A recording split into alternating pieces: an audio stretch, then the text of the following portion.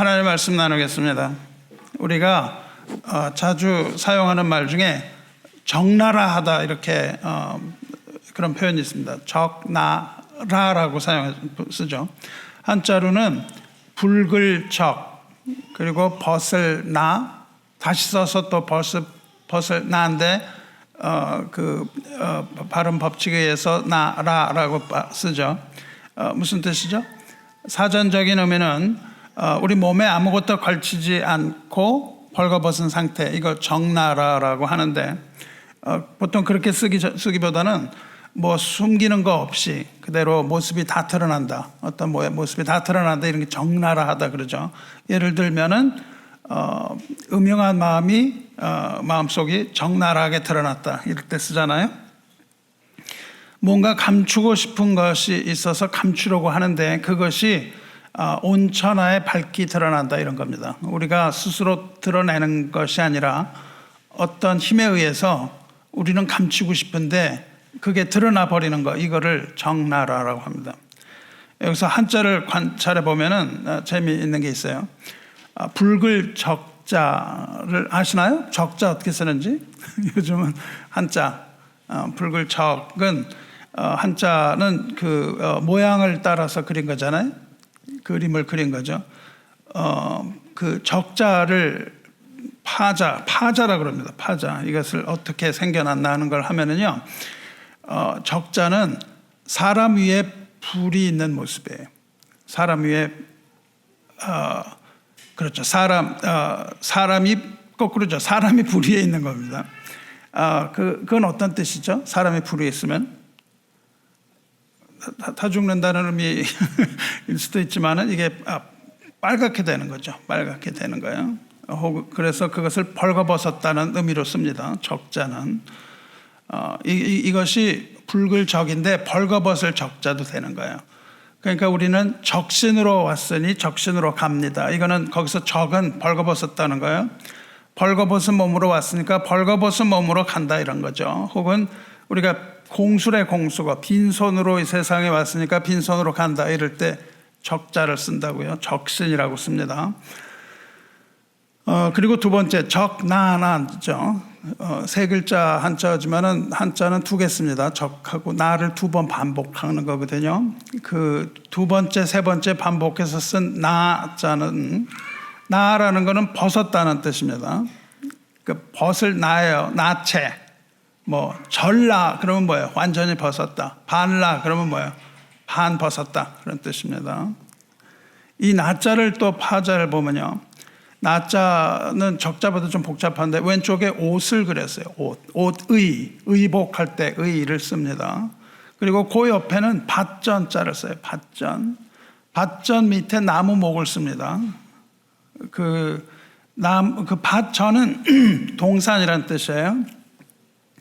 그러니까 벗을 나라는 건 어떻게 한자가 구성이 되냐면 옷, 밭, 동산, 나무, 이렇게 세 개를 합한 거예요. 옷, 밭, 혹은 동산, 나무. 그럼 뭐 여러분이 생각나는 게 있지 않아요? 옷, 동산, 나무. 어디서 본 그림이죠, 그죠? 어디에 나오는 거죠? 창세기 2장의 모티프입니다. 한자의 뜻을 이렇게 파자를 해서 이게 도대체 어떻게 만들어진 글인가 하는 걸 연구하는 그 학자들이 있어요. 이 모든 한자가 굉장히 많잖아요.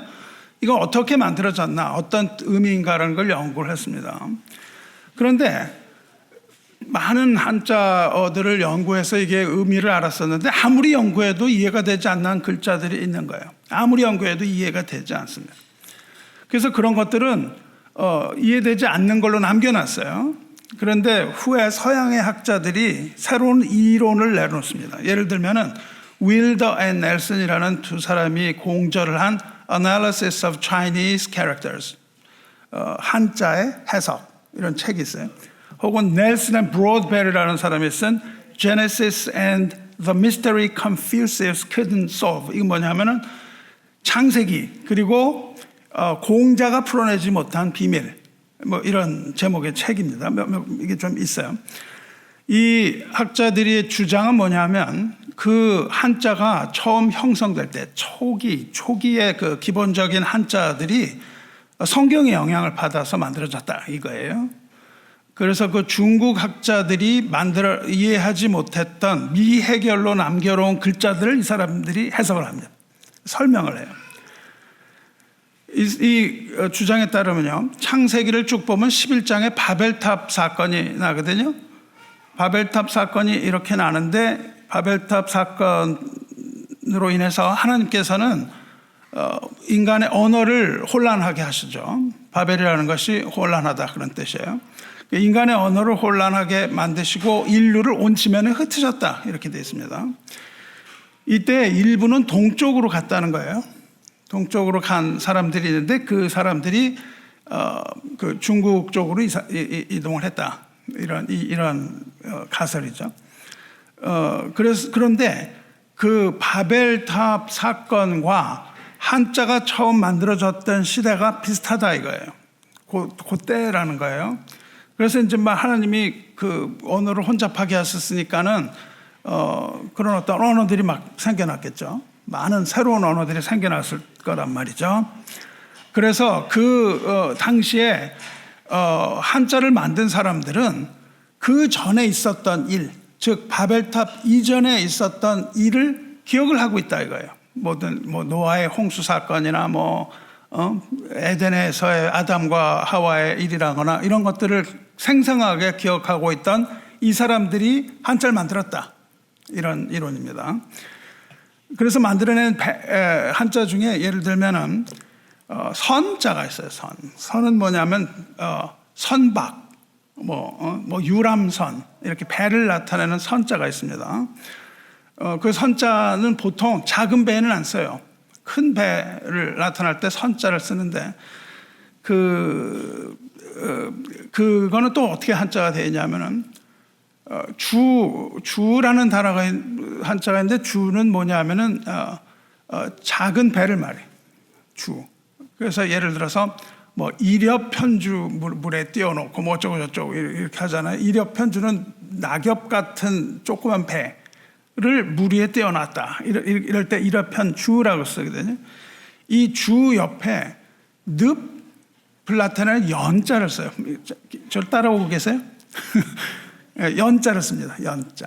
이 연자, 그러니까는 작은 배 옆에 늪이 있다. 혹은 늪 위에 떠 있는 배다. 이게 좀 이해가 안 되는 거예요. 늪 위에 떠 있는 배가 어떻게 커요, 그렇죠? 조그마한 거겠죠. 이해가 안 되는 거예요. 근데 그 늪이라는 한자를 다시 나누어 보면 8팔자를 써요. 아주 옛날 고를 보면요, 8자 씁니다. 8 밑에 입구를 써요. 구는 뭐죠? 사람의 숫자를 말해요. 인구, 그러면 어떡합니까? 인구, 그러면 population이잖아요. 구라는 건 입을 말하는데 먹는 입을 세는 거예요. 여기 사람 식당에 가면 몇 명이에요? 8명 합니다. 그러면 입이 8이잖아요. 저 먹을 입이 8이에요. 그러니까는 구라는 거는 뭐냐면은 그 사람의 숫자를 셀 때 구를 쓴단 말이죠. 그러니까 8, 9 그런 무슨 뜻이에요? 8이란 뜻이에요. 8명. 그러니까 이 큰 배 주는 뭐냐면은 배는 배인데 8명이 탄 배다 이렇게 해석을 한 거예요. 8명이 탄 배가 어디에 나오죠? 노아의 방주가 8명이 탄 배입니다. 노아의 방주는 노아 부부와 그 세 아들, 세 며느리 이렇게 8명이 탔다고 성경에 기록이 되어 있거든요. 그래서 이 학자들은 바벨탑 사건 이후에 동쪽으로 가던 그 일부의 사람들이 점토 같은 데 이제 그림을 그려서 한자를 만들 때 아직 기억에 생생한 노아의 방주를 생각하면서 이런 글자를 만들었다. 이렇게 주장을 하는 거예요. 상당히 설득력이 있습니다. 그 8, 9 옆에 배를 쓰면은 배라는 뜻인데요. 그 옆에 물수를 쓰면은 떠내려갈 연 그렇게 읽어요. 물 떠내려갈 연. 8명의 사람이 물에 떠내려갔다. 이런 뜻입니다. 그러니까 정나라 할 때 이 나자의 벗을 나는 어떻게 해석을 하는 거예요? 이거는 창세기 이야기죠. 벗을 나는 옷, 밭전, 나무, 목 이렇게 합성체니까요. 하나님께서 인간을 만드시고 어디다 두셨습니까? 에덴에 두셨어요. 에덴이 밭이다 이거예요. 밭이에요. 왜 그거를 에덴이라고 하느냐? 밭은 워낙에 큰 네모를 안에 이렇게 밭전자는 아시죠? 그렇죠? 네모 안에 이렇게 네모를 또 네모로 갈라놓은 거잖아요. 네모가 넷으로 갈라졌다고요? 네모가 넷으로 갈라졌어요. 이거는 한자 하는 사람들은 어떻게 하냐면 밭에다가 밭 도랑을 이렇게 낸 거다 이렇게 설명을 하는데 뭐 그것도 뭐 합리적인 근거지만 성경으로 설명한 사람은 그렇게 안 해요. 어떻게 하냐면은 큰 네모는 울타리를 말합니다. 울타리. 워낙 에덴이란 말이 동산이란 말이 울타리를 뜻해요. 이 울타리를 넷으로 나눴다고요. 네모 안에 있는 네 개의 선은 뭐냐 하면은 이걸 창세기 모티브에서 가져왔어요. 창세기 2장을 보면은 에덴에 강이 몇 개가 나와요? 4개의 강이 나옵니다. 강이 에덴에서 흘러나와 동산을 적시고 거기서부터 갈라져 네 근원이 되었으니 그렇게 되어 있습니다. 에덴을 나눈 강이 몇 개예요? 비손, 기혼, 히데겔, 유브라데강 이렇게 강 4개 그린 게 에덴이다 이렇게 또 설명을 해. 그게 밭전자다 이렇게 동산, 에덴 동산이라고 설명을 하니까 뭐 그럴 듯해요. 근데 그 밭전 밑에 나무 목을 그렸다고 이게 이해가 되나요? 우리가 한자를 하는데 왜 밭전에 나무가 밭이 동산이 있고 나무가 있는데 거기 옷이 있다. 이게 왜 옷 벗은 건지 이해가 잘 안 되죠, 그렇죠? 한자를 설명하려면은 에덴에 있는 나무 옆에 옷을 입은 사람 혹은 옷을 벗은 사람 이거잖아요. 그게 아담의 모습이었습니다. 창세기에 나오는 아담의 모습이에요. 그래서 옷 벗을 나라는 것은 창세기의 2장의 모티브다. 이렇게 주장을 한 거예요, 사람들이. 뭐 이거 뭐 100% 우리가 믿을 수는 없는 것이지만 그런 뭐 주장도 있다는 겁니다. 자, 이제 거기까지 하고 우리 창세기에서 어디로 가냐면 우리 읽은 고린도후서 5장으로 넘어가겠습니다. 고린도후서 5장은 이 본장에서 사도 바울은 지금 뭐에 관하여 얘기하고 있냐면 죽음에 관하여 말하고 있습니다. 죽음에 관하여 말하고 있어요. 한 번 죽는 것은 사람에게 정한 것이요 이렇게 돼 있잖아요. 그러니까 죽음은 모든 사람이 다 경험하는 겁니다. 그런데 사도 바울은 지금 그 일반적인 죽음을 말하는 게 아니라 지금 죽음에 직면한 자신의 공경, 자신의 어려움, 두려움 이런 것들을 아주 섬세하게 토로하고 있습니다. 그래서 현실에 있는 이 죽음의 문제, 누구나 맞닥뜨려야 하는 이 죽음의 문제를 정면으로 돌파하고 있는 것이 지금 고린도서 5장입니다. 죽음은 우리를 향해 돌진해 오죠. 우리가 죽음을 향해 간다고도 말할 수 있지만 죽음이라는 것이 우리를 향하여 돌진합니다. 뭘 향하여 돌진하냐면 우리의 생명, 우리의 삶을 향하여 죽음이 정면으로 돌진해서 침입해 오는 거죠. 그러니까 죽음이라는 건 침입자입니다. 우리의 삶을 뚫고 들어와요. 이것은 모든 사람이 겪어야 하는 아주 실존적인 문제예요. 그냥 우리 상상에 있는 게 아니라 실존적으로 우리가 맞닥뜨리게 됩니다. 그런데 사도 바울은 지금 그렇게 우리를 향하여 침입해 오는 그러한 죽음 앞에서도 우리가 담대할 수 있다. 이야기를 해요. 그러면서 그렇게 담대할 수 있는 근거를 찾습니다. 우리가 그렇게 담대할 수 있는 그것은 우리가 믿고 또 우리가 의지하는 바로 부활이라고 하는 실체다. 이렇게 얘기를 하는 거예요. 그러니까 우리가 죽음이 우리를 침입해 온다 하나 우리는 그 부활의 실체를 믿음으로 우리는 그 앞에서 주눅들지 않고 담대할 수 있다. 이런 이야기를 하고자 하는 거예요. 여러분 성경에서 부활장이라고 별명 붙은 장이 있는데 어디죠? 고린도 전서 15장입니다. 고린도 전서 15장이 부활장이에요. 부활에 대한 하나님의 계시의 말씀이 고린도 전서 15장에 기록되어 있습니다. 그런데 오늘 읽은 고린도 후서 5장 역시 이것도 이름은 그렇게 붙어 있지 않지만은 작은 부활장이라고 말할 수 있어요. 피할 수 없는 죽음의 현실에서도 소망을 가질 수 있는 근거는 부활이며 그것은 오직 믿음으로만 가능하다라는 결론이에요. 그런데 여기서 우리가 오늘 읽으셨는데 이게 확 잘 안 들어와요. 우리가 읽어갖고는 이게 그냥 쑥 잘 들어오지 않고 이해하기가 조금 어렵습니다. 이렇게 어려운데 바울은요, 이거 아주 당연한 것처럼 얘기해요. 아주 당연하게 얘기합니다. 1절 보세요. 만일 땅에 있는 우리 장막집이 무너지면 하나님께서 지으신 집 곧 손으로 지은 것이 아니요 하늘에 있는 영원한 집이 우리에 있는 줄 아느니라 라고 하는 이런 이 문장에서 헬라어는 강조하고 싶은 것이 무엇인가가 잘 드러납니다. 원어로 읽으면 여기에서 강조하는 것은요, 우리에게 있는 줄 아느니라 라고부터 나와요. 우리가 안다. 그리고 시작을 한다고요. 우리가 안다. 뭘 아느냐? 만일 땅에 있는 이런 것들을 우리가 안다. 이런 식으로 기록이 되어 있습니다. 뭘 알아요? 땅에 있는 우리의 장막집이 무너진다는 것을 우리가 안다. 그 말입니다. 장막은 무엇을 뜻할까요? 장막이 무너져요. 우리 장막집이 무너져요. 우리는 설교를 많이 들어서 뭐 이게 뭔지 대충 이야기는 들어서 압니다. 장막집이 뭘 의미하죠? 장막집은 우리의 죽을 몸, 이걸 장막집이라고 하는데 뭐 설교를 들어서 장막집이 그거구나 이렇게 안단 말이죠. 근데 이게 확 와닿냐고요? 확 와닿는, 많이 들어서 이제 닿는 사람도 있지만 또 그렇지 않은 사람도 있을 거란 말이죠. 장막은 뭐죠? 장막이라는 것은 야영을 할 때 쓰는 텐트입니다. 그런데 어떻게 장막이 우리 몸이에요? 여러분 몸이 장막이에요? 텐트예요? 여러분 몸이?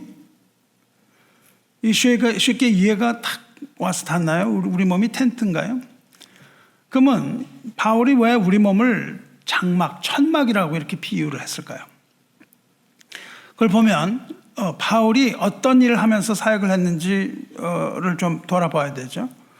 사도행전 18장 가면은 바울이 그 동역자인 브리스길라와 아굴라라고 있습니다. 브리스길라와 아굴라가 초대 교회 때 바울을 많이 도왔던 사람이에요. 그 부부가.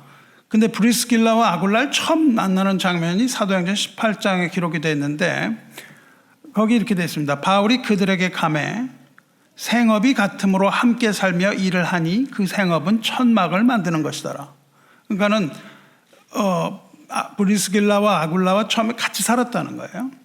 같이 살면서 일을 했는데 왜 같이 살면서 일을 했냐면은 직업이 같았다 그 뜻이에요. 브리스길라와 아굴라와 바울이 직업이 같았기 때문에 함께 살면서 일을 했다 이렇게 기록이 되어 있습니다. 그들이 생업이 뭐예요? 천막을 만드는 것. 영어로 텐트 메이커라고 불러요. 텐트 메이커.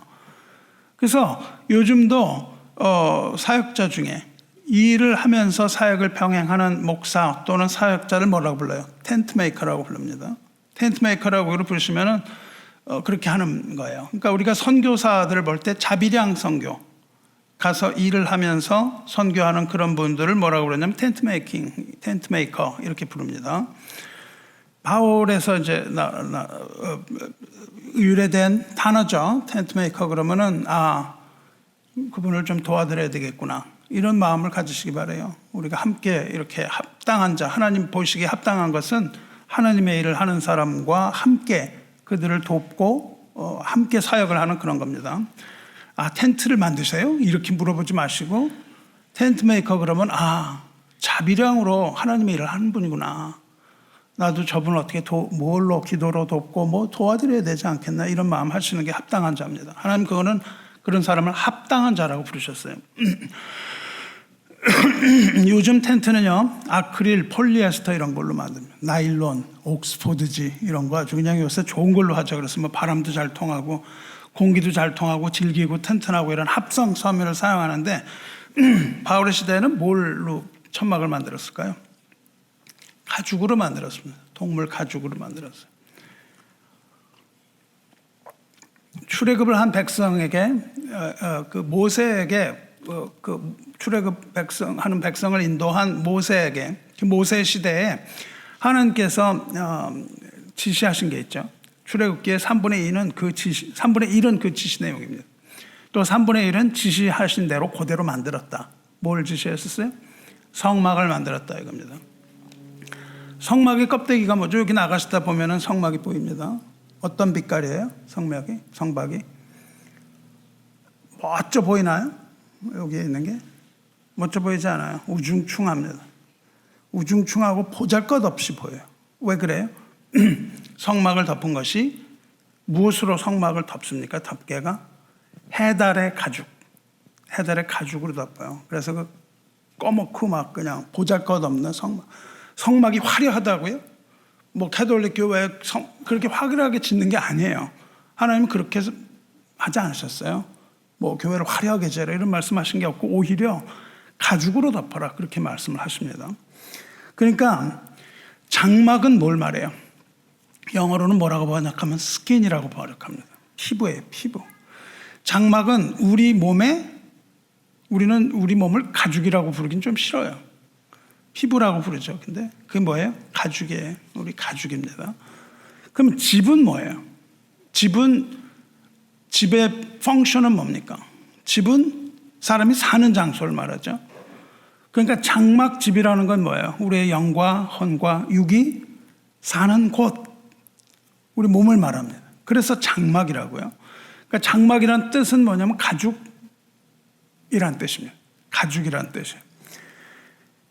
근데 이 장막집이 무너진다는 것을 너희가 안다. 이렇게 얘기를 한다고요. 그건 뭐 아는 거 아니야? 이렇게 말해요. 이렇게 얘기하면 여러분도 그걸 아시죠. 그렇죠? 우리가 장막집이 무너진다는 건 뭐예요? 우리 몸이 죽게 된다. 이걸 너희가 알지 않냐. 그러니까 뭐 이제는 당연하게 그렇습니다라고 우리가 동의할 수 있습니다. 그렇죠? 이거에 대한 뭐 아니라고 얘기할 사람 없단 말이죠. 누구나 우리는 우리 몸이 죽게 될 것이다. 이것을 압니다.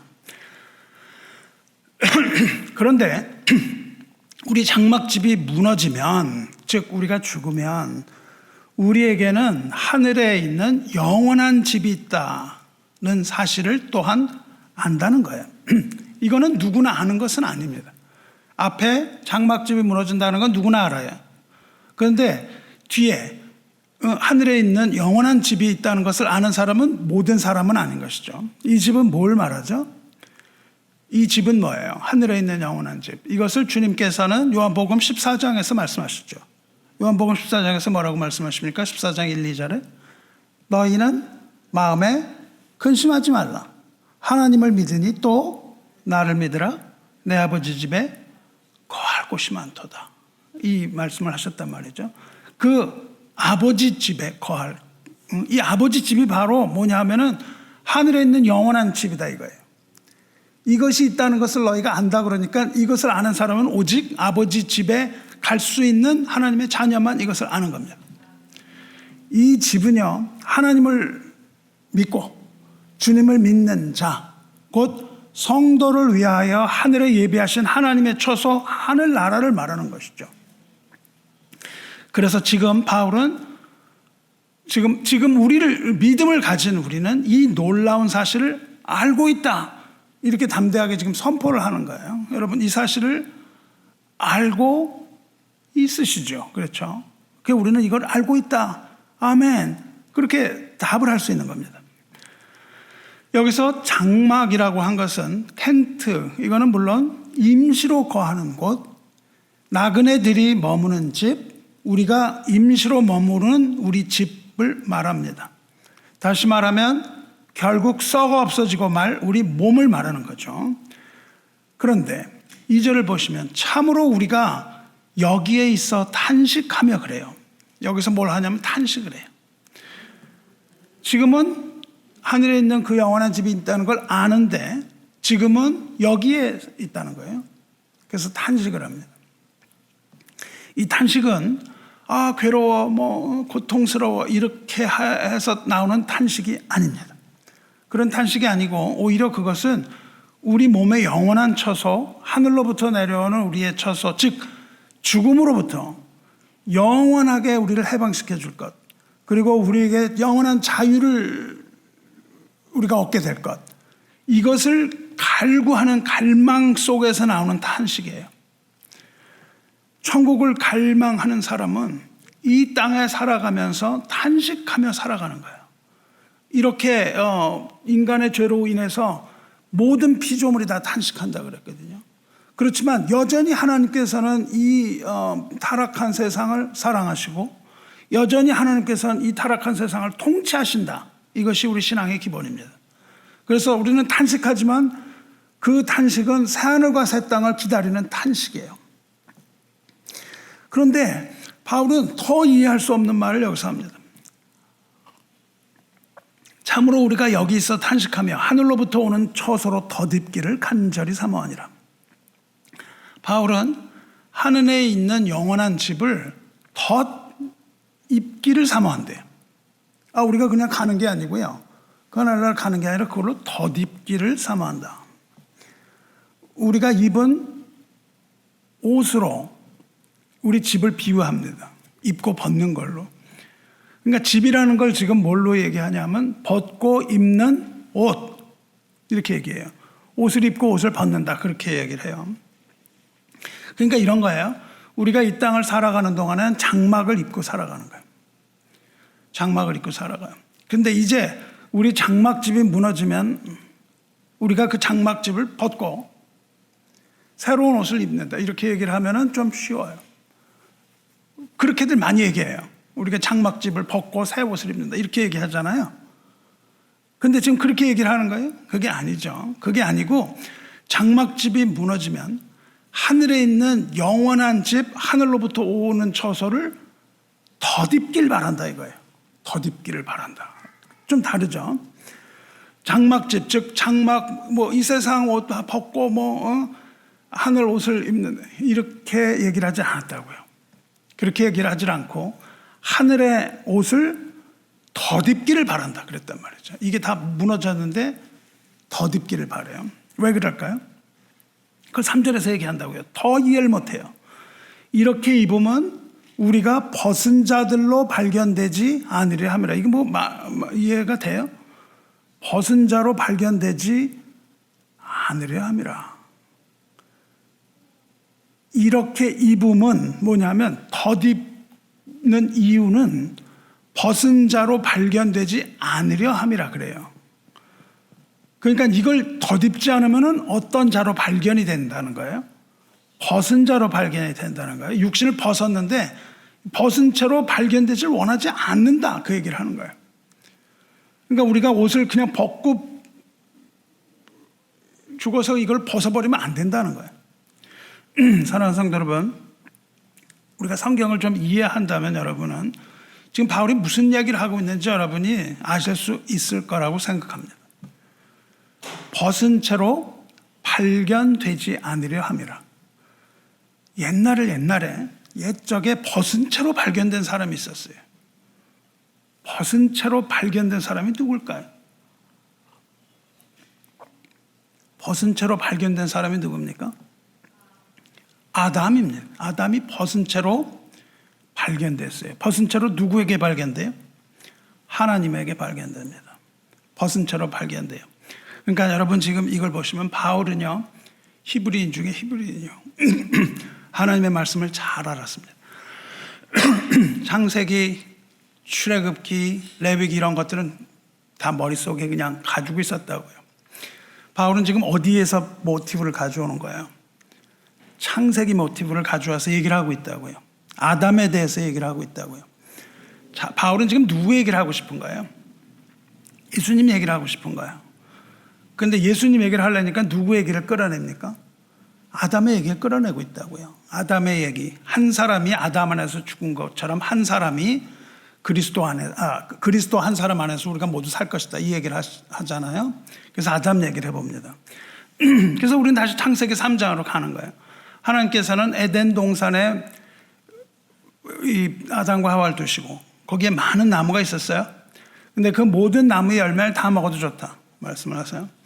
그러나 동산은 중앙에 있는 나무, 선과 악을 알게 하는 나무 열매를 먹지 말라, 말씀하시고 먹는 날엔 정령 죽으리라 말씀하셨습니다. 최고의 거짓말이 뭐죠? 너희가 살 것이다라는 거짓말이에요. 우리가 살아요? 거짓말합니다. 우리는 살 수 없어요. 왜? 하나님이 너는 정령 죽으리라 그러셔서 우리는 죽는 겁니다. 죽게 돼 있는 거예요. 이걸 살 거라고, 하나님 없이도 우리가 살 거라고 믿는 그런 거짓말 없습니다. 그래서 그렇게 하나님 말씀하셨는데 뱀의 유혹을 받죠. 그리고 나무를 딱 보니까 그 나무 열매가 먹음직도 하고 보암직도 하고 지혜롭게 할 만큼 탐스럽기도 하여 그 열매를 따먹습니다. 뿐만 아니라 자기와 함께 있는 남편에게도 그 열매를 주어 먹게 하였다. 그렇죠? 그런데 그날 동산을 거니시는 하나님의 소리를 듣고 아담과 하와는 두려움에 휩싸입니다. 두려움에 휩싸여서 하나님의 낯을 피했다 그랬어요. 낯을 피해서 나무 사이에 숨었습니다. 그때 하나님께서 그 나무 사이에 숨어있는 아담에게 질문을 던지십니다. 제가 이거 이전에 가장 위대한 질문이라고 얘기했어요. 뭐라고 질문하시죠? 아담아, 내가 어디 있느냐 질문하세요. Adam, where are you? 그러니까 아담이 뭐라고 대답을 하죠? 내가 벗었으므로 두려워하여 숨었나이다 그런다고요. 그렇죠?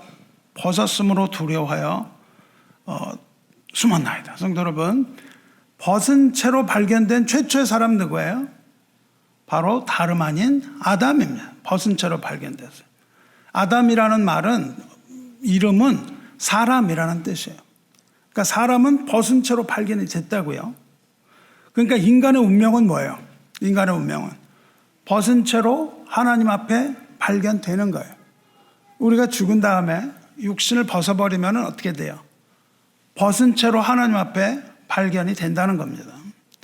바울은 지금 그렇게 벗은 채로 발견되지 않기 위하여 몸부림치고 탄식하고 있는 거예요. 이 탄식을 하고 있습니다. 성도 여러분, 저와 여러분은 벗은 채로 발견되지 않기를 주님의 이름으로 축원합니다.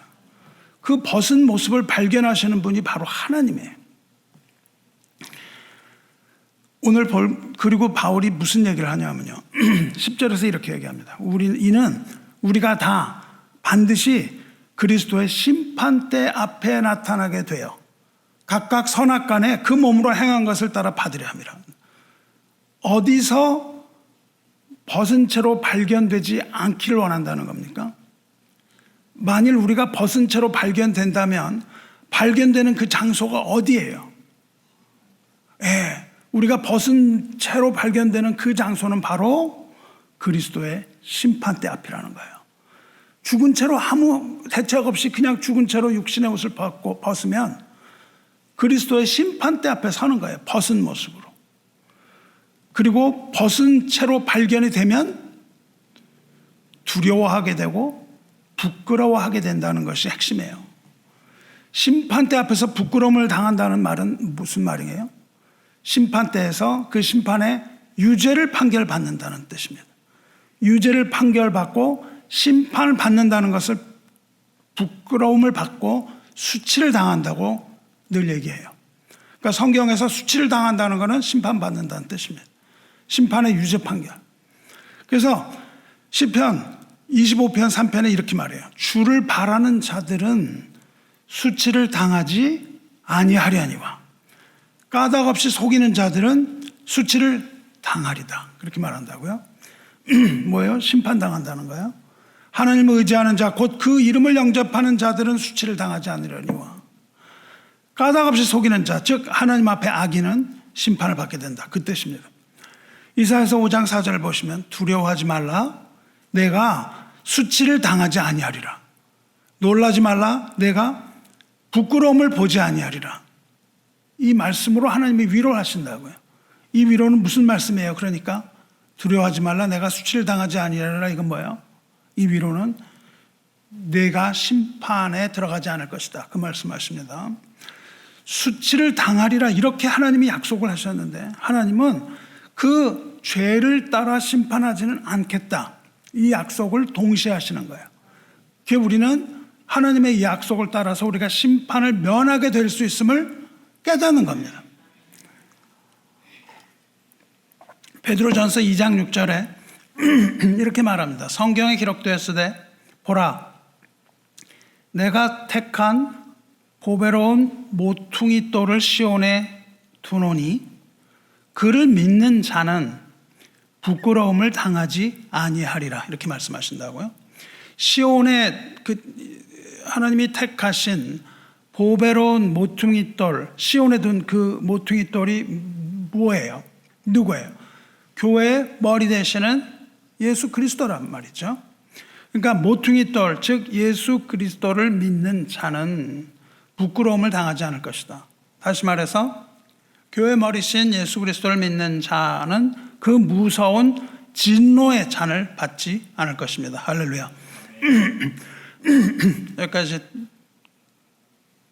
이해되죠? 이제 그러면 우리는 다시 창세기로 돌아갑니다.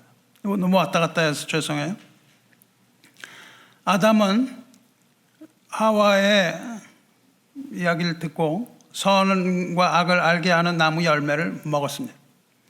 그리고 하나님의 음성을 듣고 나무 사이에 숨었다가 하나님께 벗은 채로 발견돼요.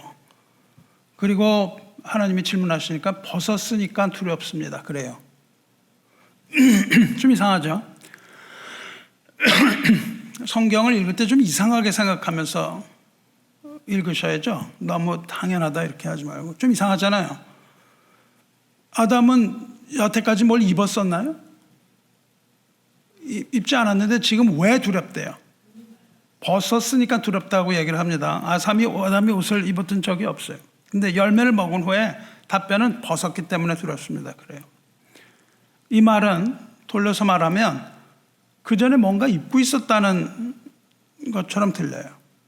그렇죠? 뭔가 입고 있었는데 이제 벗었으니까, 여러분이 있는데 옷을 입고 있는데 이렇게 하다가 부끄러우세요?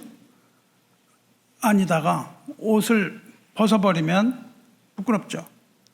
여기다가 자 이제 옷 벗고 저 바깥에 나가세요. 그럼 나갈 사람 없을 겁니다. 그렇죠? 왜? 옷을 입고 있을 때는 부끄럽지 않았는데 옷을 벗었으니까 부끄럽습니다. 그런 느낌을 가진 얘기잖아요. 벗었으니까 두렵습니다. 아담이 이렇게 대답하니까 하나님이 물어보십니다. 누가 너의 벗었음을 내게 알렸느냐 그러세요. 아니 그 전에 다 벗고 있었는데 뭐 누가 알려줘요? 이상하잖아요. 그렇죠? 누가 벗고 있는 거 누가 얘기해 줬니? 그러신다고요. 그러니까 뭔가 계속 벗고 있었다는 느낌보다는 뭐 입고 있었는데 벗었다는 느낌으로 들리죠. 그렇죠? 그러면서 뭐라 그러시냐면 누가 너의 벗었음을 내가 알렸느냐? 내가 내게 먹지 말라 명한 그 나무 열매를 내가 먹었느냐 이 말입니다. 아담이 벗었다는 사실을 깨닫게 된 원인은 그 열매를 먹었기 때문이다. 그 말씀이시잖아요. 아담이 열매를 먹었을 때 눈이 밝아져서 자기들이 벗은 줄을 알았다 이겁니다. 그래서 무화과 나무 잎을 엮어서 치마로 삼죠. 무화과 나무로 가립니다. 그렇다면 이것을 다시 생각해 보면 원래 뭘 입고 있었는데 열매를 먹음으로 벗게 되었다라는 그 사실을 알게 됐다. 그런 뜻일까요? 아니면 뭔가 워낙에 벗고 있었는데 열매를 먹고는 내가 벗었다는 사실을 깨달았다. 이렇게 되는지, 아니면 뭘 입고 있었는데 열매를 먹은 후에 그게 그냥 벗겨졌다. 이 두 가지를 다 생각해 볼 수가 있는 거예요. 한번 생각해 볼 수 있습니다. 일반적으로 우리는 어떻게 생각합니까? 아담이 원래 벗고 있었다. 이렇게 합니다. 왜냐하면 2장 25절에 두 사람이 벌거벗었으나 부끄러워하지 않았다. 그렇게 해요. 그런데 그거는 보통 일반적인 우리 해석이고요. 그 뭐 틀렸다는 건 아닌데 고대 유대교 랍비들은 그렇게 얘기하지 않습니다. 유대교 랍비들은요, 아담이 원래 벗고 있었던 것이 아니라 아담은 옷을 입고 있었다. 그렇게 얘기를 합니다. 그러면 아담은 과연 어떤 옷을 입고 있었느냐 이거예요. 어떤 옷을 입고 있었느냐. 그 고대 랍비 문서에서는 그 근거를 창세기 3장 21절에서 찾습니다. 창세기 21장은 어떻게 돼요? 쫓겨나죠. 이제 쫓겨날 때 하나님이 아담에게 옷을 입혀주세요. 그렇죠? 어떤 옷을 입혀주시죠? 가죽 옷을 입혀주세요. 가죽 옷. 여호와 하나님이 아담과 그의 아내를 위하여 가죽 옷을 지어 입히시니라 이렇게 말씀하세요. 하나님께서는 범죄한 후에 벌거벗은 것을 두려워해서 무화과 나뭇잎으로 치마를 하여서 가린 아담에게서 그 무화과 나무를 벗기시고 이제 대신에 가죽 옷을 지어 입히셨다 이거잖아요. 가죽 옷은 뭐죠? 그 가죽은 동물의 가죽입니다. 영어를 보시면 The garment of skins 그래요. 피부로 만든 옷 이렇단 말이죠. 동물의 피를 흘리시고 가죽 옷을 벗겨서 옷을 해서 입히셨다 이거죠. 그런데 여기서 랍비들의 언어 유희가 시작이 됩니다. 히브리어로 가죽을 뭐라 그러냐면 오르라고 불러요. 오르. 그러니까 원 의미는 피부로 만든 옷. 피부가 오르예요. 근데 가죽을 뜻하는 오르하고 거의 99.9% 동일한 발음을 가진 단어가 또 있습니다. 그 단어 발음이 뭐겠어요? 오르예요. 저는 구별을 못합니다. 이것도 오르고 저것도 오르예요. 히브리서 한자가 다른데 원어민이 아니면 구별을 못합니다. 원어민도 제가 볼 때는 구별하기가 좀 어렵다고 생각을 해요. 오르예요. 그 가죽과 동일한 발음을 가진 오르가 뭐냐면 빛입니다. 히브리에서 오르는 가족이라고도 말하고 혹은 피부라고 말하고 혹은 빛이라고 불러요. 그러니까 지금 이 랍비들은 무슨 얘기를 하고 있냐면요. 처음부터 벌거벗었던 게 아니라 아담과 하와는 빛을 입고 있었다. 그렇게 얘기를 한다고요. 아담과 하와는 빛을 두르고 있었다. 그렇게 설명을 해요. 아까 한자 얘기 잠깐 돌아가 보면요. 빛은 우리가 한자로 뭐예요? 광자예요. 광자. 빛광자는 어떻게 쓸까요? 불 밑에 사람 인을 씁니다. 아까랑 좀 다르죠. 사람 위에 불화 밑에 사람 인을 써요. 여기서 쓰는 사람 인자가 많은데 보통 인 이렇게 쓰는 경우가 있는데 여기는 이렇게 써요. 조금 약간 달라요. 그거를 한자를 찾아보면 뭐라고 그러냐면 어질인이라고 되어 있습니다. 어질인. 어진 사람이라는 거예요. 좋은 사람이죠. 그러니까 하나님이 인간을 지으셨을 때 토브, 좋다라고 말씀하신 그 사람을 말하죠. 그러니까 선한 사람 위에 불이 있는 걸 그래요. 광자는. 사람 위에 불입니다. 천사들 뒤에 뭘 그려요? 후광을 그리잖아요. 이렇게. 옛날에 보면 이렇게 있는데 뭘 이렇게 하잖아요. 그 후광이 바로 빛 광자예요. 이 유다 랍비의 주장이 맞는지 아니면 우리의 전통적인 해석 워낙 벗고 있었는지는 우리는 몰라요. 근데 약간 좀 느낌이 좀 이해하지 못하는 부분들이 좀 있단 말이죠. 그래서 타락 이전에 아담은 빛의 옷을 입고 있었다 이렇게 설명을 한다고요. 그 후에 모세에게도 빛의 옷이라는 건 빛의 가죽을 말하거든요. 모세에게 이렇게 빛이 나잖아요. 뭐라고 그러냐면 피부에서 빛이 났다고 얘기를 해요. 그 피부가 뭐냐면 오레예요. 모세의 오레에서 빛이 났다. 이렇게 얘기를 하고요. 예수님이 변화산에 오르셨을 때 어떻습니까? 빛이 나거든요. 옷이 세탁하는 사람들이 빨래하는 사람들이 할 수 없을 정도로 빛이 났다. 이게 뭐 하얀 옷이라는 게 아니죠. 뭐죠? 예수님에게서 빛이 나와서 이 옷을 뚫고 하얗게 되죠. 천사들이 어떤 옷을 입죠? 흰 옷을 입죠. 빛의 옷을 입고 있잖아요. 그런 거라는 뜻이에요. 그래서 이것을 더 믿고 싶은 생각이 들었어요. 이쪽이 더 타당하기도 하다 이런 것입니다. 아담은요 타락 이전에 에덴 동산에 살았는데 그것을 경작했다 그러죠. 성경을 보면 아담이 에덴 동산에 살았는데 그 땅을 지키고 경작을 했다 그렇게 되어 있습니다. 그럼 아담이 뭘 했다는 뜻이에요? 농사를 지었다는 뜻인가요? 에덴에 무슨 농사를 져요? 아니죠. 아담이 거기 농사를 짓지 않고 농사는 언제부터 져요? 타락한 후에 땀을 흘려야 채소를 얻겠다고 그러시거든요. 그러면 아담은 뭐 거기서 농사 지어야 먹어요? 농사를 지어서 먹었습니까? 아담이 에덴에서? 농사 안 짓고 먹었거든요. 모두가 프리 푸드였어요. 그렇죠? 그러면 거기서 뭘 한 거예요? 땅을 경작한 거. 땅을 경작하고 지켰다. 하나님이 그렇게 하시거든요. 에덴에 두어서 경작하다는 말은요, 아바드라는 뜻인데, 이건 뭐냐면은 예배를 드리다, 섬기다, 그 뜻입니다. 그러니까 예배, 제사를 드렸다는 뜻이에요. 그래서 어떤 학자들은 아담은 에덴에서 하나님께 예배를 드리는 제사장의 직분이라고 얘기를 합니다. 아담은 제사장이에요. 그러면 아담이 옷을 입고 있었다면 그 옷은 뭐예요? 제사장의 옷이에요. 하나님께 천상의 예배를 드릴 때 우리는 어떤 옷을 입는다는 겁니까? 아담이 입었던 것과 같은 빛의 옷을 입고 하나님께 예배를 드리게 되는 거예요. 제사장의 옷은 거룩한 옷이라 그랬는데 그것을 빛나는 옷이라 그런다고요. 나중에 하나님께서 아론과 그 아들에게 옷을 입게 하시는데 제사장의 옷은 거룩한 옷 그렇게 부르십니다. 그 옷을 또 의의 옷이라고 부르세요. 다윗은요 뭐라 그러냐면 그 제사장의 옷을 다윗은 뭐라고 부르냐면 구원의 옷 그렇게 불러요. 빛나는 세마포 옷이라고 부릅니다. 영광과 존귀의 상징이에요.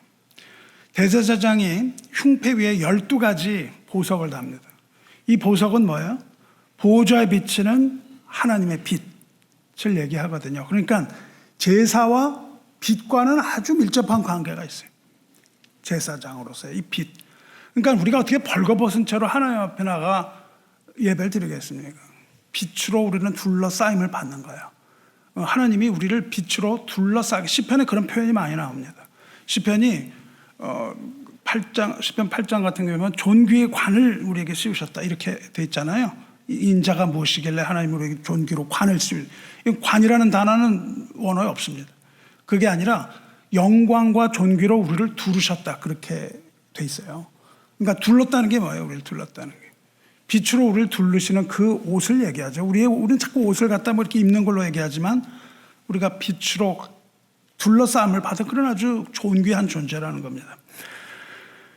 바울은 이제 고린도후서 여기에서 부활에 대한 말합니다. 썩어진 가죽옷, 그 가죽옷, 그 육체의 생명이 다하는 날, 그 옷을 벗어버린 채로 하나님 앞에 서지 말고 영원히 썩지 않는 영광스러운 부활의 몸으로 덧입고 그 빛의 몸으로 덧입고 하나님 앞에 서게 되기를 바란다 그 말입니다. 아담이 입었던 그 빛의 옷, 그 옷을 우리가 다시 입고 우리의 썩어질 가죽옷이 아니라 이 오르가 아니라 그 오르로 덧입게 되는 거예요. 그러니까 바울이 말하는 땅에 있는 우리 장막집 이건 썩을 가죽옷이고 하나님께서 지으신 집 하늘에 있는 영원한 집은 영광의 몸이며 부활의 몸이며 이것이 바로 아담이 입었던 그 빛의 옷, 광채가 나는 그 예수님의 그 변화산에서 보이셨던 그러한 빛, 이런 것들을 우리가 입는다는 거예요. 만일 아담이 빛의 옷을 입고 있었다고 가정을 한다면 아담은 영원한 빛의 옷을 입고 이 땅에서는 가죽옷을 입고 산 셈이 됩니다. 영원한 빛의 옷을 입고 있던 아담이 그걸 잃어버리고 벗은 채로 발견이 돼서 이 땅에선 뭘 입고 살았어요? 하나님의 자비와 하나님의 긍휼로 임시 동안 살아갈 수 있게 하여 주신 그 가죽옷을 입고 이 땅을 살아가고 있다는 거예요. 그러면 아담에게 있어서 구원은 뭐예요? 아담이 새로 회복되는 건 뭘 말합니까? 아담에 있어서 구원은 뭐예요? 다시금 이 가죽옷을 벗고 빛의 옷을 입는 것이 구원이에요. 빛의 옷을 입는 것이 구원입니다. 그러면 아담이 입게 될 그 빛의 옷은 뭐를 말해요? 구원을 말해요. 그 구원을 뭐라고 부르냐면 온전한 생명이라고 부른다고요. 영원히 사는 것이에요. 회복입니다. 회복. 왜냐하면 아담은 죽어야 된다니까요. 흙이니 흙으로 돌아가야만 하는 존재잖아요. 내가 정령 죽으리라 하신 그 말씀 명령을 어기고 죽음의 열매를 먹은 이 아담에게 있어서 구원은 뭐예요? 생명이라니까요. 죽게 되었는데 이제 뭐예요? 살게 됐다는 겁니다. 생명. 그러니까 구원은 빛의 옷을 다시 입는 것이고, 빛의 옷은 뭐냐면 생명이에요. 빛, 생명, 동의어다 그 말이에요. 동의어. 그래서 4절에서 바울이 이렇게 말합니다. 참으로 이 장막에 있는 우리가 짐진 것 같이 탄식하는 것은 벗고자 함이 아니요, 벗는 게 아니고 오히려 뭐래요? 덧입고자 함이니 죽을 것이 생명에 삼킨 바 되게 하려 함이라 그런단 말이죠. 죽을 것이 생명에 삼킴을 받아요. 무슨 말일까요? 앞에서 말한 것처럼 바울은 지금 육체의 짐을 벗고 인생의 무거움으로부터 벗어나기를 간절히 바라고 있어요. 근데 그게 아니라는 거예요. 바울은 지금 무슨 얘기냐면요, 내가 죽어서 지금 죽는 것도 내가 좋다, 이 얘기를 하고 있어요. 지금 죽는 것도 좋다. 근데 죽는 것이 좋은 것이 아니라 생명이 나한테 덧입는 것이 중요한 것이다, 그 말을 말한다고요. 그러니까 그전에는 아주 달관한 사람 같아요. 난 죽어도 좋다, 뭐 이렇게 얘기하거든요. 근데 여러분, 죽어도 좋다고 말하는 사람 얼마나 많아요, 세상에. 근데 그게 아닙니다. 죽어도 좋은 것이 아니라 생명을 입어야 돼요, 생명을. 왜냐하면 지금 바울은 무슨 얘기예요? 죽을 것이 생명에 삼킨 바 되기를 원한다. 그래, 이것도 좀 이해하기가 어려워요, 그죠? 죽을 것이 생명에 삼킨 바. 무슨 말이냐면 이런 거예요. 지금 우리 몸은 뭘 입고 있다고요? 가죽옷을 입고 있어요. 그래서 이 가죽옷은 날로 어떻게 됩니까? 후패해져요. 주름이 있고 피부가 늙어가고 이러죠. 후패해지는 건 어디로 향하여 걸어가는 거예요? 죽음을 향하여 걸어갑니다. 이대로 두면 어떻게 돼요? 가죽옷을 벗게 되고 죽음에 이르는 거죠, 그렇죠? 근데 바울은 뭐라 그래요? 그게 아니라 생명이 나를 삼키게 되길 바란다, 이거예요. 생명이 죽음을 삼켜버린다, 이거예요. 그것이 바로 죽지 않는 영원한 생명이라는 거예요.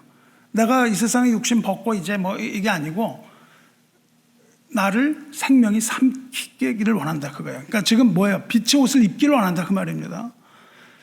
빛의 옷이 가죽 옷을 삼켜버리길 원한다, 이거예요. 덧입는다고 얘기했어요. 다시 말하면 생명이 죽음을 삼켜버리는 셈입니다. 근데 사실 이게 무슨 말이에요?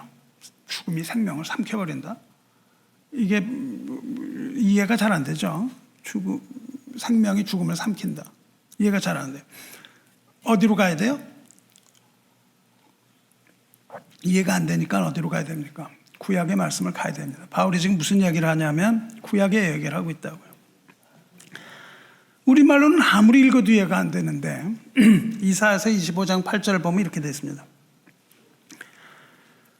이사야서 25장은 메시아에 대한 예언이에요. 그리고 구원에 대한 하나님의 예언입니다. 25장 8절을 보시면 이렇게 되어 있어요. 사망을 영원히 멸하실 것이라. 주 여호와께서 모든 얼굴에서 눈물을 씻기시며 자기 백성의 수치를 온 천하에서 제하시리라. 여호와께서 이같이 말씀하셨느니라. 여기서 뭐 삼킨다는 말이 있어요? 없죠.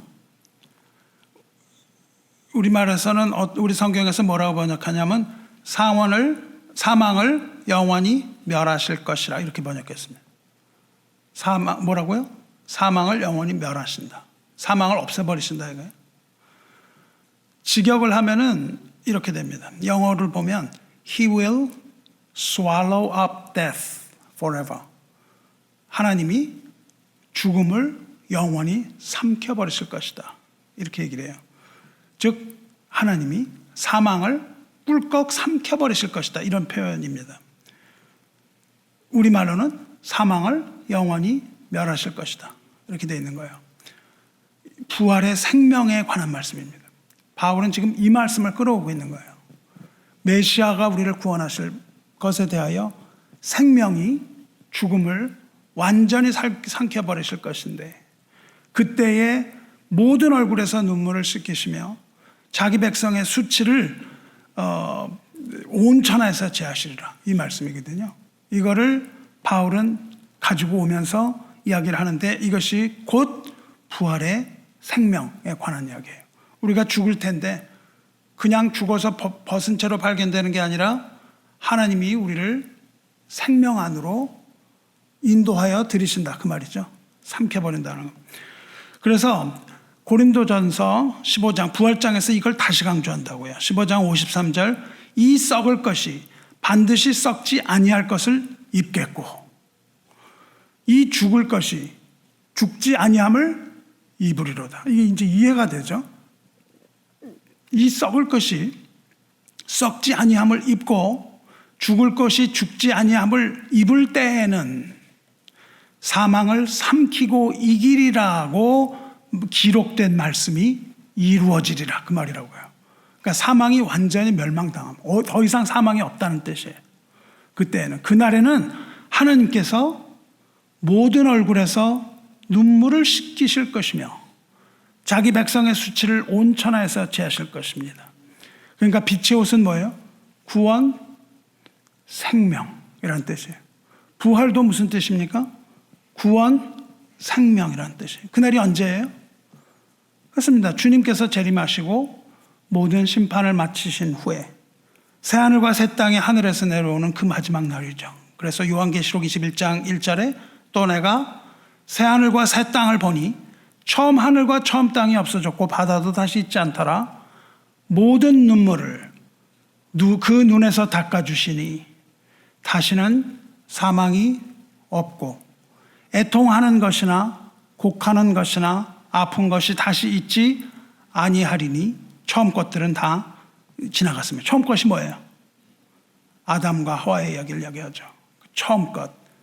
그때부터 시작된 인간의 슬픔과 고통과 환난과 이런 것들이 다 지나갔다.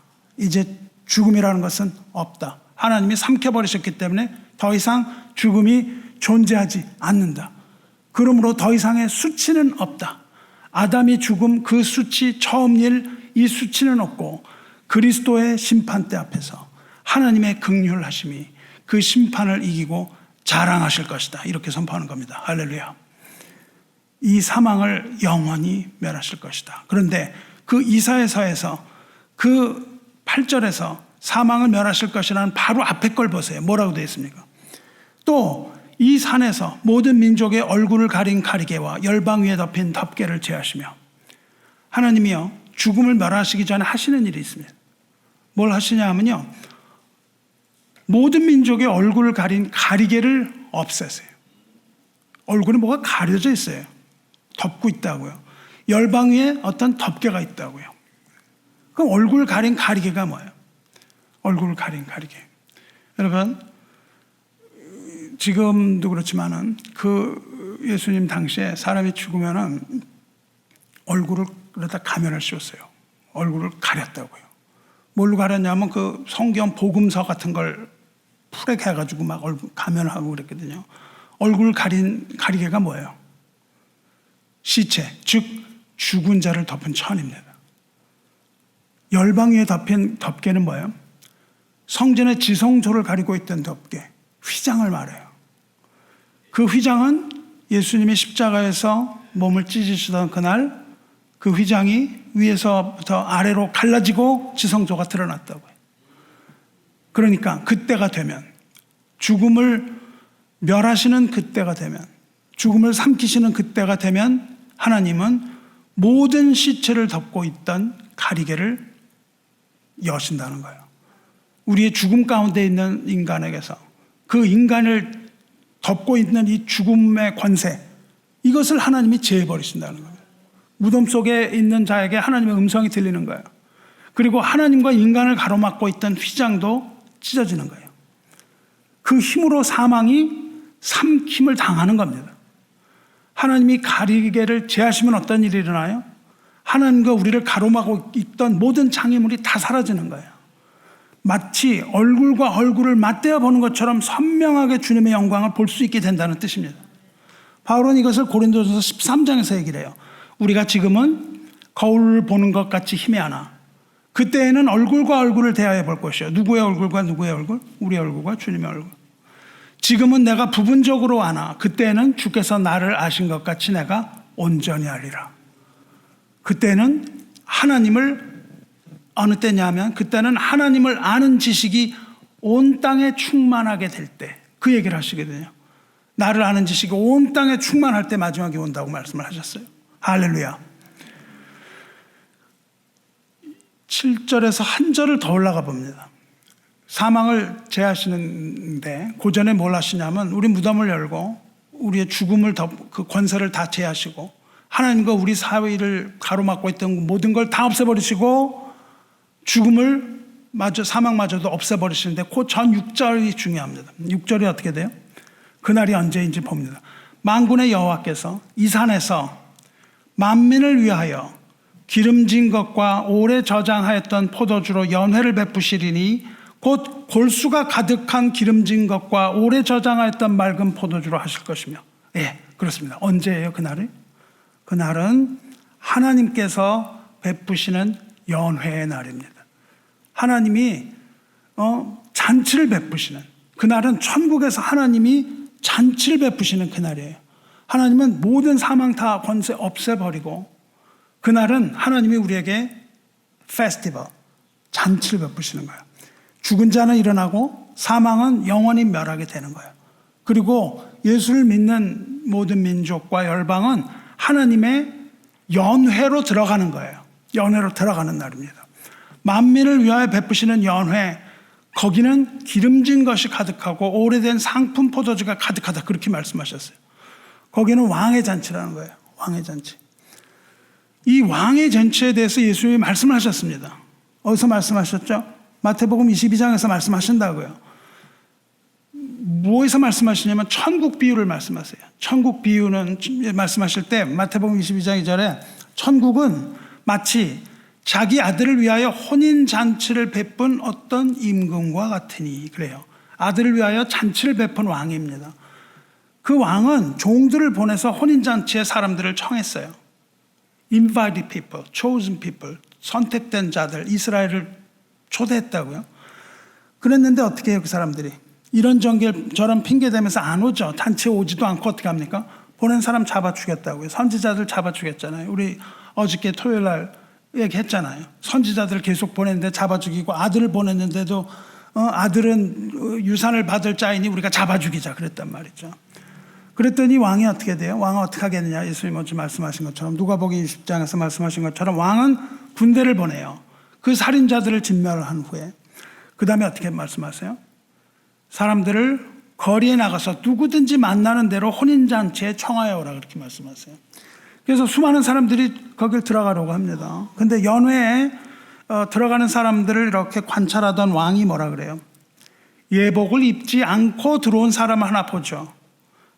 그러면서 뭐라고 말합니까? 어찌하여 예복을 입지 않고 여기에 왔느냐, 이렇게 물으십니다. 그랬더니 그 사람은 아무 말도 대답을 못해요. 그러니까 뭐라고 말씀하세요? 옆에 있는 종에게 명령하여 그 손발을 묶고 바깥 어두운 데 내던지라. 거기서 슬피 울며 이를 갈게 되리라, 이렇게 말씀하세요. 누구든 청함을 받은 자는 많되 택함을 입은 자는 적으니라. 그러니까 하나님의 천국에 막 가요. 막 가요.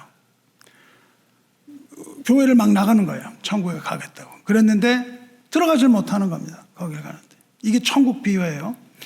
그러면 지금 오늘 설교 이거와 비교해 보시기 바래요. 바깥으로 쫓겨난 이 자는 어떻게 온 거예요? 옷을 입지 않고 왔다는 거예요. 옷을 입지 않았습니다. 무슨 옷을 입지 않았어요? 예복을 입지 않았다는 거예요. 예복을 입지 않은 이 자가 벌거벗은 채로 왕 앞에 발견됐다는 뜻이죠. 왕 앞에 발견됨. 어디서? 연회장에서. 거길 들어가려고 했는데 예복을 입지 않고 벗은 채로 왕에게 발견된 자입니다. 이 자가 뭘 당해요? 수치를 당합니다. 벗은 채로 우리가 발견이 되면 수치를 당하는 거예요. 그래서 우리는 벗은 채로 발견되지 않도록 예복을 입어야 되는 거예요. 우리가 입어야 할 예복이 뭐예요? 바로 이 빛의 옷이죠. 그렇다면 우리가 입어야 할 이 예복, 빛의 옷은 구체적으로 뭐예요? 거두절미하고 우리가 입어야 하는 그 빛의 옷은 뭐예요? 예수 그리스도라는 겁니다. 우리는 예수 그리스도로 옷을 입어야만 하는 거예요. 조금 전에 그 빛이 뭐라 그랬어요? 생명이라 그랬거든요. 빛이 생명입니까? 빛이 생명입니다. 요한복음 1장을 보세요. 1절에 태초에 말씀이 계시니라. 이 말씀이 하나님과 함께 계셨으니 이 말씀은 곧 하나님이시라. 그가 태초에 하나님과 계셨고 그 안에 생명이 있었으니 이 생명은 사람들의 빛이라. 그렇게 말씀하신다고요. 생명은 사람들의 빛. 빛과 생명이 동의어죠. 참빛 곧 세상에 와서 각 사람에게 비추는 빛이 있었나니. 그렇게 말씀하시죠. 그 다음에 뭐라고 그러죠? 말씀이 육신이 되어 우리 가운데 거하심에 우리가 그의 영광을 보니 아버지의 독생자의 영광이 은혜와 진리가 충만하더라. 이 영광이 바로 빛이라고요. 나는 세상의 빛이니 나를 따르는 자는 어둠에 다니지 아니하고 생명의 빛을 얻으리라. 그렇게 말씀하신다고요. 빛은 곧 생명입니다. 우리가 생명에 삼킨 바 되어야 된다고요. 생명의 옷을 입어야 되는 거예요. 빛의 옷을 입어야만 합니다. 그러니까 우리가 입어야 할 빛의 옷은 주 예수 그리스도를 말하는 것이며 그리스도가 바로 생명이에요. 우리의 믿음은요, 예수를 믿는 우리의 믿음은 생명이라고요. 우리는 뭐 어떻게 뭘 해서 뭘 얻어내는 이런 종교 행위자가 아니고 우리는 뭡니까? 빛의 옷을 입은 자, 생명에 삼켜진 자라는 겁니다. 이것이 바로 그리스도의 옷을 말하죠. 그럼 우리가 어떻게 그리스도로 옷 입어요? 고린도후서 5장 7절에 이는 우리가 믿음으로 행하고 보는 것으로 행하지 아니함이로다. 믿음으로 행하는 거예요. 지금 바로 이 얘기를 한 후에 나옵니다. 예수님 뭐라고 그러세요? 너희에게 아직 빛이 있을 동안에 빛을 믿으라. 빛이 누구예요? 예수님이라니까요. 너희가 아직 빛이 있을 동안에, 그 뭐예요? 세상 살아가는 동안에 예수를 믿으라는 거예요. 예수를 믿으라는 거예요. 그리하면 빛의 아들이 되리라. 어두운 데에 빛이 빛이라 말씀하셨던 그 하나님께서 예수 그리스도의 얼굴에 있는 하나님의 영광을 아는 빛을 우리 마음에 비추셨느니라. 이렇게 말한다고요. 어떻게 해요? 우리에게 뭐가 비쳐요? 영광을 아는 빛. 그리스도의 얼굴에 있는 빛. 하나님의 영광을 아는 빛이 우리에게 비춰졌다. 그 말이에요. 가죽옷을 뭐 영원히 입을 것처럼 막 이렇게 생각하면서 살아가는 게 아니에요. 영생, 뭐 여기서 그냥 뭐 수백 년을 살자. 이런 게 아니죠. 그게 아니라 우리가 가죽옷을 왜 입었는가? 이 이유를 우리가 깊이 생각하고 회개해야 됩니다. 아담이 했던 그것을 우리가 해야 돼요. 그리고 그리스도를 믿고 입으로 시인할 때 하나님은 미쁘셔서 하나님은 신실하셔서 우리 죄를 용서해 주실 것이며 우리를 다시금 우리에게 빛의 옷을 입혀주실 겁니다. 반드시 우리는 빛의 옷을 입어야 돼요. 빌립보서 3장 20절에 그 약속을 하십니다. 그는 만물을 자기에게 복종하게 하실 수 있는 자의 역사로, 하나님의 역사로 우리의 낮은 몸을 자기 영광의 몸의 형체와 같이 변하게 하시리라. 우리 그 영광의 몸, 빛나는 그 몸의 형체처럼 우리를 변하게 하시겠다는 약속을 하신 거예요. 이걸 믿으시기 바랍니다. 하나님께서는 우리를 광채가 나는 영광의 몸으로 변화시켜 주실 겁니다. 예수를 믿는 자는 그 아들의 형상을 가지게 되는 거예요. 그래서 뭐라고 말씀하십니까? 너희는 세상의 빛이다. 그렇게 말씀하시는 거예요. 그 빛이 되라는 말이 아니고 빛이다 라고 말씀하신다고요. 누가? 예수를 믿고 주를 따르는 자는 세상의 빛입니다. 자, 우리는 이제 그 옷을 입어요. 그렇죠? 근데 세상의 빛을 입은 자에게 사명이 주어진다고요. 우리는 그냥 빛을 입고 있는 게 아니라 사명을 가진 자예요. 뭐라고 말씀하십니까? 로마서 13장 14절에 오직 주 예수 그리스도로 옷 입고 정욕을 위하여 육신의 일을 도모하지 말라. 새로운 빛의 옷을 입은 자는 옛 아담이나 하와 같이 정욕을 위한 육신의 일을 도모하지 않는 겁니다. 예수 그리스도로 옷 입고 정욕을 위하여 육신의 일을 도모하지 않으며 사시게 되기를 주님의 이름으로 축원합니다. 두 번째 사명입니다. 빛 가운데 있다 하면서 그 형제를 미워하는 자는 지금까지 어둠에 있는 자요.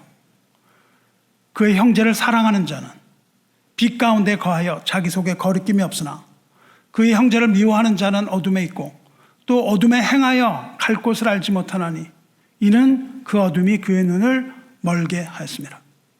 아멘.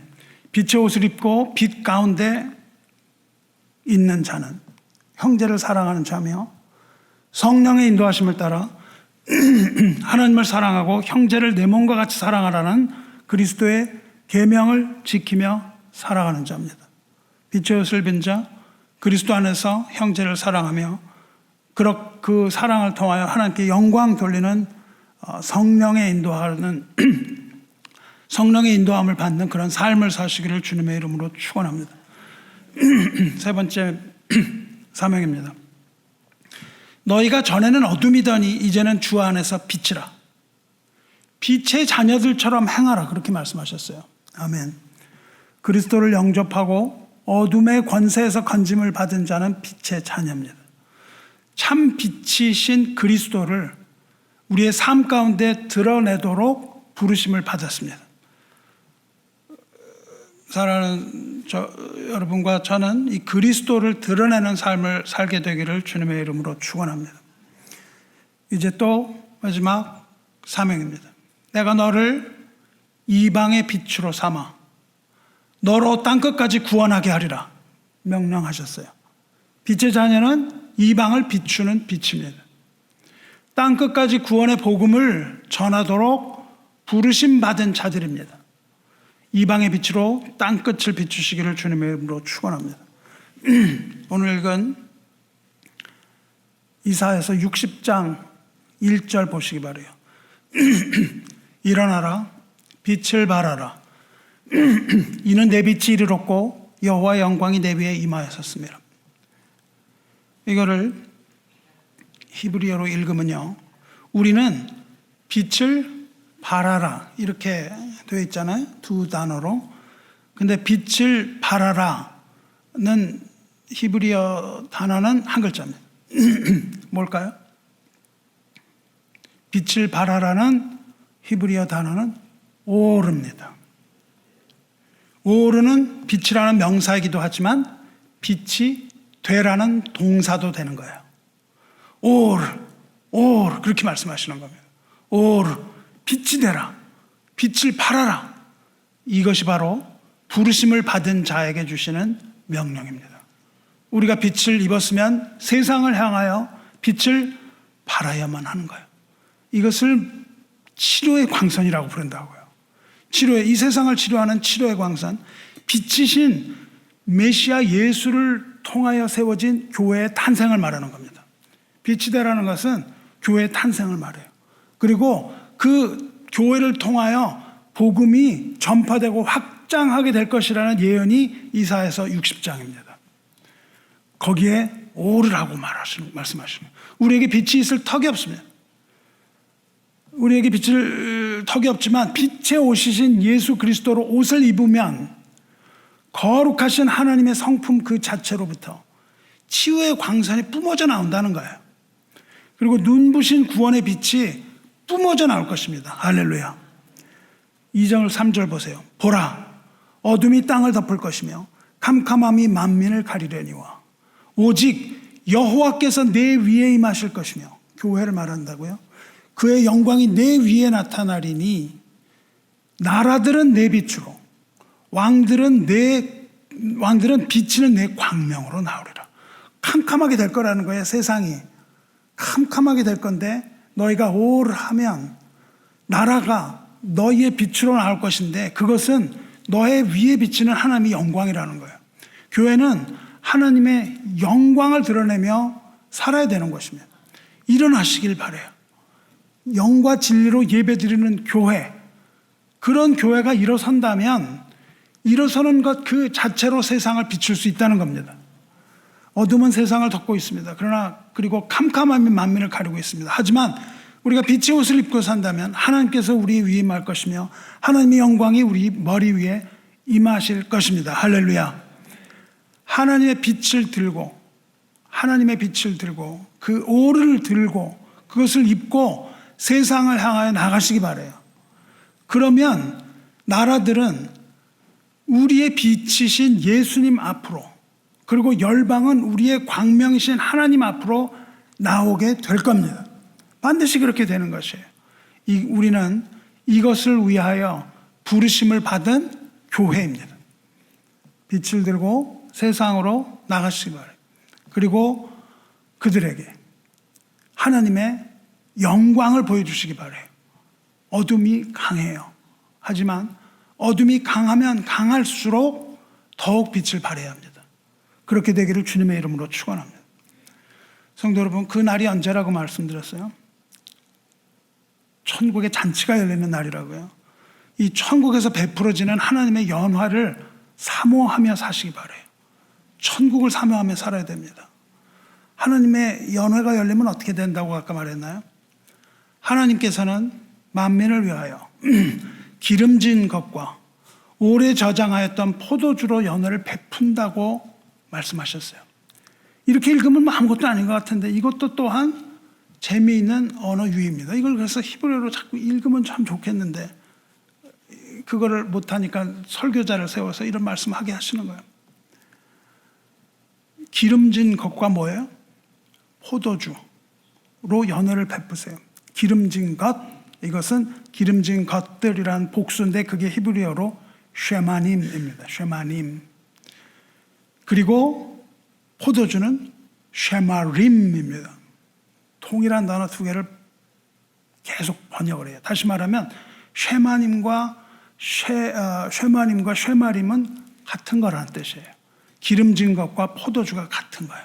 하나님은 쉐마림과 쉐마림으로 풍성한 잔치를 베푸신다는 거예요. 기름진 것은 뭐예요? 그리고 포도주는 뭡니까? 기름진 것과 포도주는 인간이 하나님께 제사 드릴 때 바치는 거예요. 바치는 겁니다. 기름진 것은 뭐예요? 우리가 태워서 드리는 화목제, 번제 때 드리는 거예요. 포도주는 뭐예요? 피를 쏟고 순교하는 전제의 제물이라고요. 그러니까 이건 뭘 말하냐면 하나님은 우리가 드리는 예배와 순교자의 피로써 잔치를 베푸신다는 겁니다. 성도 여러분, 하나님은 제물이 필요 없으신 분입니다. 우리가 드리는 예배가 뭐예요? 헌금이에요? 이런 게 아닙니다. 그런 차원이 아니에요. 우리는 우리 자신을 하나님께 드리는 거예요. 우리가 드리는 자신이 드리는 삶과 피, 이것을 하나님이 받으신다는 겁니다. 그리고 그것을 천국에 다 쌓아두시는 거예요. 그리고 하나님께서는 우리가 영과 진리로 드리는 이 예배를 다 받으신다는 거예요. 순교의 피를 다 받으신다는 겁니다. 그리고 그것이 하나님 나라의 천국에 쌓여 있다가 이 바쳐졌던 이 모든 것이 하나님께서 연회를 베푸시는 그날에 모두 하나님의 손에 의해서 백성들에게 되돌려지는 거예요. 우리가 드린 모든 것, 우리의 삶, 우리가 드리는 재물과 우리가 드리는 시간, 이런 것들, 이것이 다 그 연회의 장소, 마지막 새하늘과 새 땅에서 어린 양의 혼인잔치가 열리는 그날 하나님은 우리가 드렸던 그 모든 것을 가지고 그 연회를 베푸시는 거예요. 우리가, 저와 여러분이 하나님께 드린 모든 것, 여러분이 드리는 시간, 여러분이 드리는 정열, 마음, 재물, 봉사, 헌신, 그리고 무엇보다도 여러분 자신, 저와 여러분, 이렇게 우리가 하나님께 드리는 이 모든 것은 하나도 땅에 떨어지지 않고 하나님께서 다 받아서 두신다는 거예요. 그게 뭐예요? 천국에 쌓는 보화라고요. 예수님 그렇게 말씀하시죠. 우리가 모든 것, 가진 모든 것, 여러분 정열을 다하고 힘을 다하고 뜻을 다하고 목숨을 다하여 하나님을 사랑하고 하나님께 드리는 거예요. 그러면 하나님께서 받으시고 그것을 기쁨의 연회로 돌려주시는 겁니다. 사랑하는 성도 여러분, 육신의 일을 버리고 예수 그리스도로 옷 입으시기를 축원합니다. 하나님을 사랑하고 형제를 사랑하며 빛 가운데 거하시기를 축원합니다. 빛의 자녀라는 이 정체성을 가지고 하나님의 자녀처럼 살기를 축원합니다. 그리고 이방의 빛으로 일어나서 빛을 발하시기 바랍니다. 하나님의 영광의 빛을 땅끝까지 발하시기를 축원합니다. 말씀 맺겠습니다. 사랑하는 성도 여러분, 우리는 모두 다 하나도 예외 없이 죽음을 맞이하게 되는 거예요. 우리의 이 피부, 이건 썩어 없어지는 겁니다. 저와 여러분이 이 가죽옷을 벗고 죽음을 맞이하던 그날, 벗은 채로 발견되지 말고 아담이 입었던 그 빛의 옷, 제사장의 옷을 덧입으시기를 주님의 이름으로 축원합니다. 부활의 영광으로 옷 입고 난 후에 하나님의 심판대 앞에 서시기를 주님의 이름으로 축원합니다. 기도하겠습니다. 사랑과 은혜의 하나님 아버지, 오늘 예배를 통하여 은혜 베푸신 하나님께 감사와 존귀를 올리나이다. 부활의 주님을 믿는 자로서 마지막 날 벗은 자로 발견되지 않고 빛의 옷을 입은 자로서 그리스도의 심판대 앞에 서기를 바라고 또 바라나이다. 우리를 벗겨진 채로 버려두지 마시고 그리스도로 옷 입혀주시기를 간절히 바라나이다. 아담과 하와 같이 하나님께 불순종하는 반역죄를 짓고 벗겨진 채로 발견되는 것이 아니라 그리스도 예수 안에서 발견되기를 원하고 또 원하나이다. 스스로 그리스도로 옷 입지 못하오니 불쌍히 여겨주시고 십자가에서 흘리신 보혈의 공로로 우리가 빛의 옷을 입을 수 있도록 허락하여 주시옵소서. 하나님의 나라와 또한 거기서 베푸실 어린 양의 혼인잔치를 사모합니다. 연회 베푸실 때에 예복 입고 들어가게 하시고 기름진 것과 오래된 포도주로 베풀어 주셔서 우리가 드린 모든 예배와 헌신이 하나도 땅에 떨어지지 않고 하나님께 연락되게 하여 주시옵소서. 하나님이시여 우리를 돌이키시고 주의 얼굴빛을 우리에게 비치사 우리가 구원 얻게 하여 주시옵소서. 영원한 빛이시며 세상의 빛이신 우리 주 예수 그리스도의 거룩하신 이름으로 기도드리옵나이다. 아멘.